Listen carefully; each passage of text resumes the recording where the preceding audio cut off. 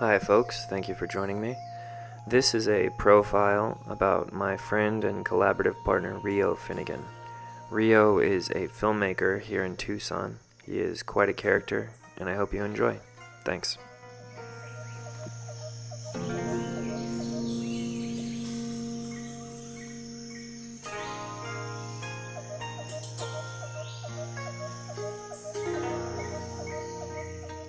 So we caught up with Rio in my driveway.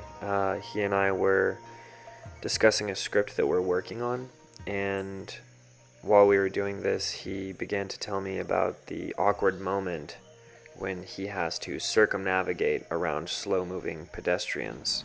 The wild thing is, if you're, I don't know where to start here.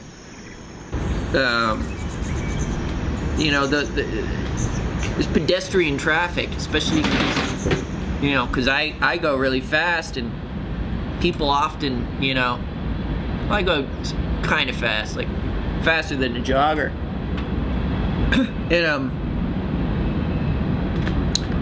So they'll be kind of stuck in the road here, and I want to go around them, but usually they have like their headphones on, and I'm kind of stuck behind them like a car. So there's sometimes this awkward thing that happens, like dynamic. Like there was one woman, I was like 20, and I made it really awkward. I was just learning, I just got out of high school, and she stops and she turns around and she's like, "Why are you following me?" And I'm like, "I'm not following you, man." But I was trying so hard to not seem like I was following her. I was acting like I was on,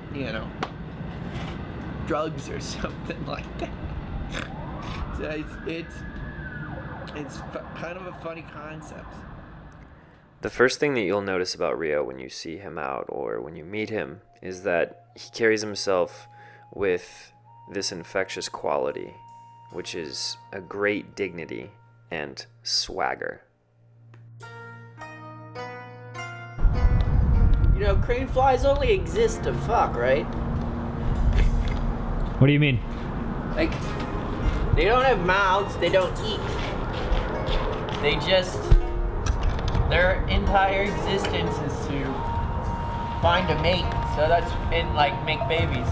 So that's why they don't last so long, but there's thousands of them. They're just here to fuck. I don't blame them.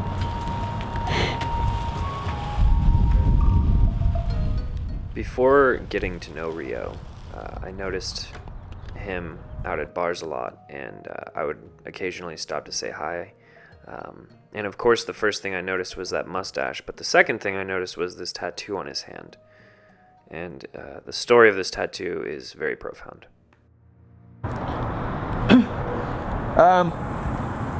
Well, Mowgli's kind of a reminder to me of my kind of existence. I read The Jungle Book when I was kind of little, and I saw the 1993 Jungle Book movie, which is live action, completely different from the musical. And that was actually my first movie that I ever watched was that movie. Anyway, in the book, Mowgli is he's raised by wolves, and his entire kind of existence is to fit in with this wolf pack. But physically he's not really able to. But that's okay, because the wolf pack accepts him as their own. But still, he's distraught. So he goes to the man village and realizes that, because of growing up in the ways of the jungle, he doesn't really completely agree or really relate to anything that the man village had for him. But they still accepted him. So both worlds accepted him, but he just felt lost between the two. But that, as Mowgli kind of learned, that was his destiny, was to realize that he was stuck between two worlds. Or not stuck, but traveling between two worlds. Now me, I was raised by wolves, for sure. I mean, my dad looks like a fucking wolf man.